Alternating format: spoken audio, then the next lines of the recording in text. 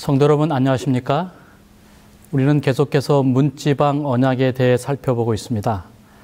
사사기 19장부터 21장까지 보시면 이스라엘 공동체에 찾아온 아주 불미스러운 사건을 다루고 있습니다.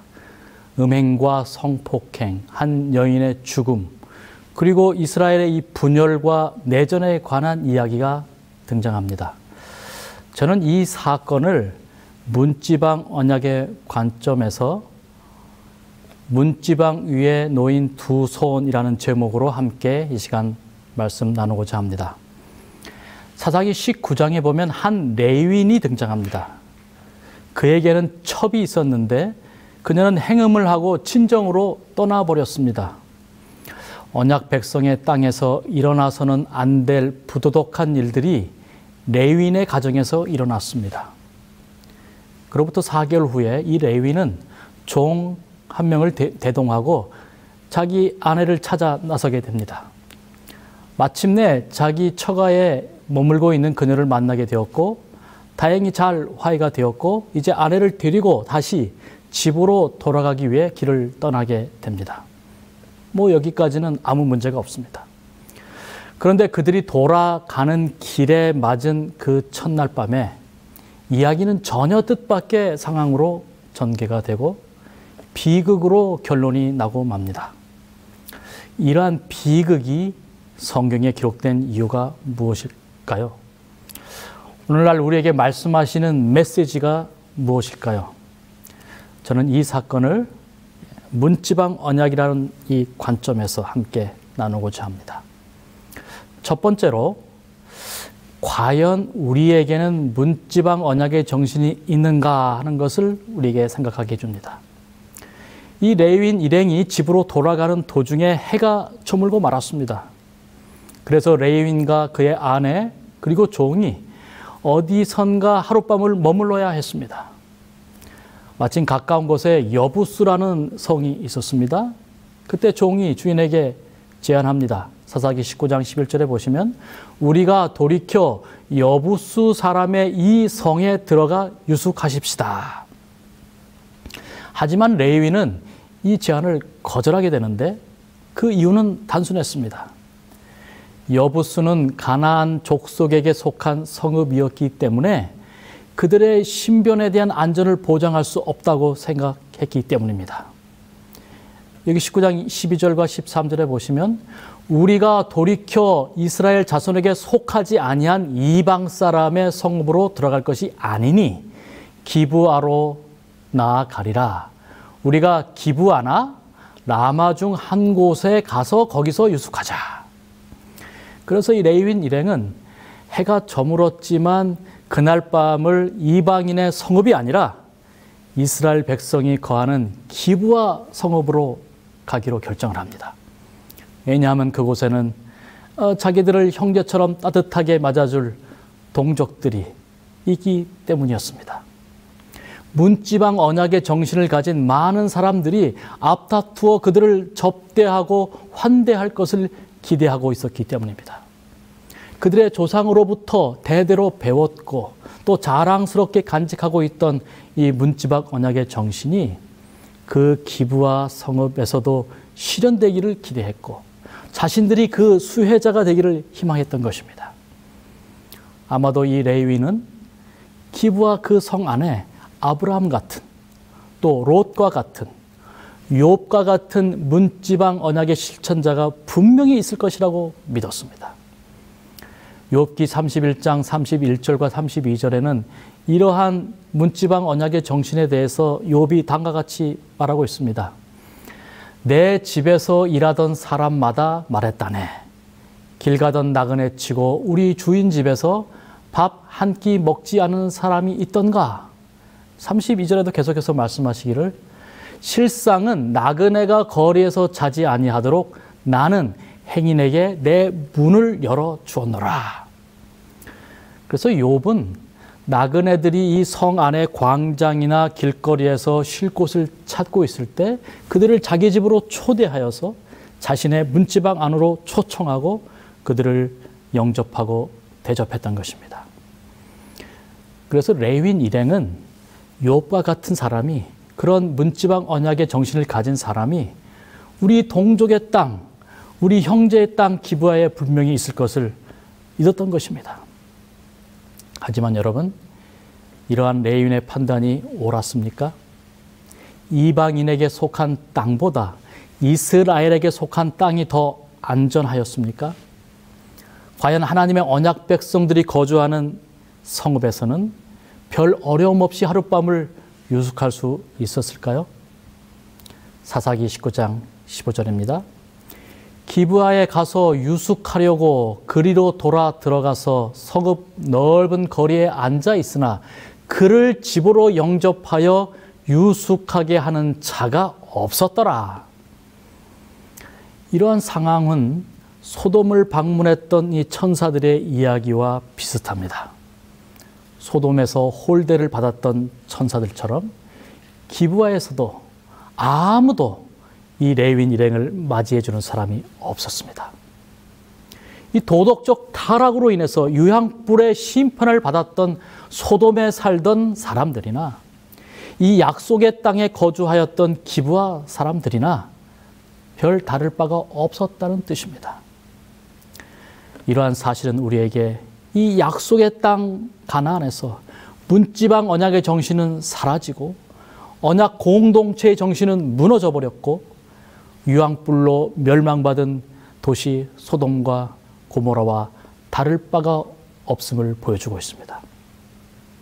여러분, 세상과 교회가 별반 다를 것이 없고 믿는 자와 믿지 않는 들 사이에 별 차이가 없다는 것을 보여주고 있는 것입니다. 형제를 돌아보는 언약 공동체의 정신이 무너지고 나그네를 대접하는 이 문지방 언약은 그저 옛날 이야기가 되어버린 것입니다. 언약의 축복만을 바랄 뿐 언약의 실천은 사라져버렸습니다. 언약은 껍데기만 남고 알맹이는 사라져버린 것입니다. 오늘날도 마찬가지입니다. 언약의 표징인 안식일 교리는 있는데 언약 백성의 삶 속에서 참된 안식과 자유가 사라져버린 것입니다. 재림은 교리적으로 믿고 있는데 우리 언약 백성의 삶 속에서 재림의 소망은 사라져버린 것과 같습니다. 그곳이 바로 기브아입니다. 언약의 알맹이는 없고 껍데기만 남은 곳, 언약의 축복만 바라고 언약의 실천은 없는 곳, 그곳이 바로 기브아입니다. 하지만 하나님께서는 우리의 삶 속에 이 기브아 같은 우리의 마음 속에 문지방 언약의 정신이 깃들기를 원하십니다. 나그네를 돌아보고 이웃을 돌아보고 도움이 필요한 사람들에게 손길을 펼치는 문지방 언약의 정신이 오늘 여러분의 가정과 여러분의 일터와 교회에 풍성하기를 간절히 바랍니다. 둘째로 이 문지방 언약의 정신을 회복하는 것이 가장 시급하다는 사실을 우리에게 가르쳐주고 있습니다. 이제 이 레위인 일행이 길거리에서 아무에게도 영접받지 못하고 배회하고 있을 때 그들에게 구세주처럼 한 노인이 나타났습니다. 알고 보니 이 노인은 레위인과 같은 동양 에브라임 지파 사람이었고 또 이 기브아 사람들과는 달리 이 레위인 일행에게 이 문지방 언약의 정신을 실천하게 됩니다. 여러분, 사실 이 레위인 일행은 빈털터리 나그네들이 아니었습니다. 사사기 19장 19절에 보시면 그들에게는 나귀들에게 먹일 집과 여물이 있고 먹을 양식과 포도주가 있어 무엇이든지 부족함이 없었다고 기록하고 있습니다. 그들에게는 단지 찬 이슬을 피할 유숙할 공간이 필요했던 것입니다. 아무튼 이 노인은 이 레위인 일행을 자기 집으로 데려갔습니다.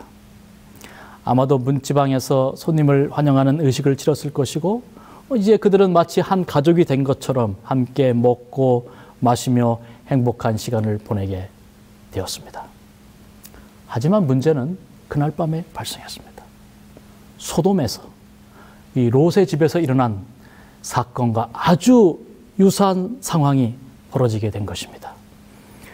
그 성읍의 불량배들이 이제 그 집을 찾아와서, 이 노인의 집을 찾아와서 내 집에 들어온 사람들을 끌어내라고 고함을 치게 됩니다. 그 이유는 무엇이었습니까? 우리가 그와 관계하리라는 것이었습니다. 이 소돔 사건의 아주 판박이 같은 사건이었습니다. 여러분, 이때 노인이 한 말을 기억하시기 바랍니다. 사사기 19장 23절입니다. 아니라 내 형제들아, 청하노니 이 같은 악행을 저지르지 말라. 이 사람이 내 집에 들어왔으니 이런 망령된 일을 행하지 말라. 이 노인은 문지방 언약의 정신으로 이 상황을 반전시켜 보려고 불량배들을 설득했습니다. 이 사람이 내 집에 들어왔다는 사실을 강조하고 있습니다. 이 자신과 문지방 언약을 맺은 이상 자기 손님을 절대로 내어줄 수 없다고 항변했습니다. 이 문지방 언약을 깨트리는 것은 망령된 일이라고 엄포를 놓기도 했습니다. 하지만 이 불량배들이 전혀 포기할 뜻이 없자 노인은 롯과 아주 비슷한 제안을 하게 됩니다. 노인은 자기의 이 처녀 딸과 이 레윈의 첩 아내를 내어줄 테니 이 레윈에게는, 내 손님에게는 망령된 일을 행하지 말라 하고 이 불량배들을 다시 한번 설득했습니다. 여기에서 우리는 이 노인의 제안 역시 롯과 마찬가지로 이 문지방 언약을 맺은 손님을 절대로 내어줄 수 없다는 이 강력한 표현임을 기억할 필요가 있습니다. 그럼에도 불구하고 이 기브아의 폭력배들은 전혀 뜻을 굽히지 않습니다. 그런데 이외 위기를 느낀 이 레위는 전혀 예기치 않은 돌발 행동을 하게 됩니다. 갑자기 자기 아내를 붙잡아 바깥으로 끌어내어서 이 기브아의 불량부들에게 내어준 것입니다. 그러자 이 기브아의 폭도들은 이 여인을 밤새도록 능욕하고 성폭력을 가한 후에 새벽 미명이 되어서야 놓아 주었습니다. 참으로 혼란스럽고 참으로 슬픈 장면입니다. 하나님의 언약 백성들이 사는 땅에서 언약 정신이 완전히 사라졌음을 보여주고 있습니다.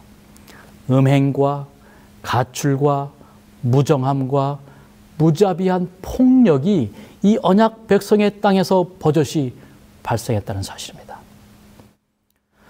다음날 동틀 무렵에 이 밤새 능욕을 당한 이 레윈의 첩, 레윈의 아내는 어떻게 되었습니까?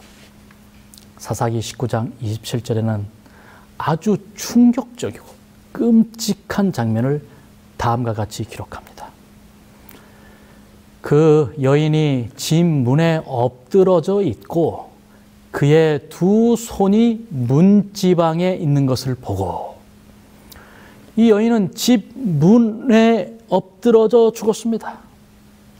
그런데 가장 가슴 아픈 장면은 그녀의 두 손이 문지방 위에 놓여 있었다는 것입니다.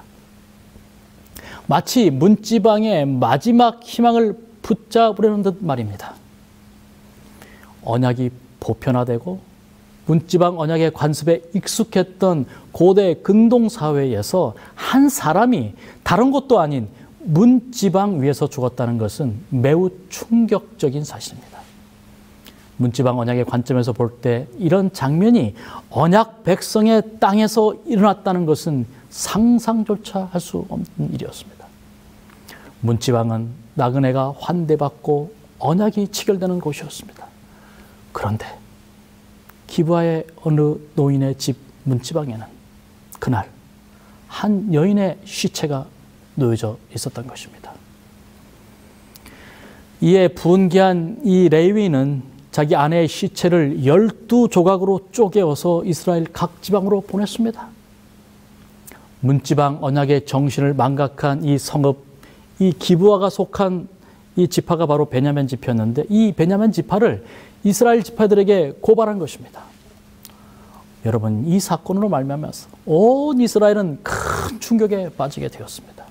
이 사사기 19장 30절에 보시면 그것을 보는 자가 다 이르되 이스라엘 자손이 애굽 땅에서 올라온 날부터 오늘까지 이런 일은 일어나지도 아니하였고 보지도 못하였도다.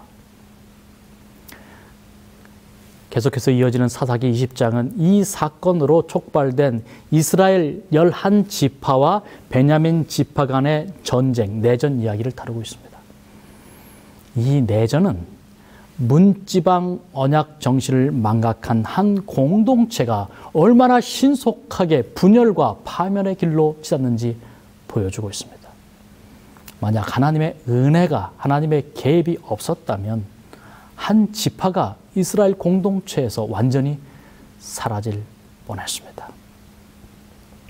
셋째로 우리가 이 사건을 통해서 배울 수 있는 교훈은 예수 그리스도만이 우리의 문지방 언약주가 되신다는 사실입니다.